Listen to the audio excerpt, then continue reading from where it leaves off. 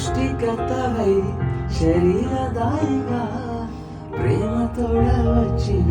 యేసునాథుడా పరమ తండ్రివై పాపరహితునిగా భూమిపై వేసిన పూజనీయుడా ఊహకు అందదే నీ ప్రేమ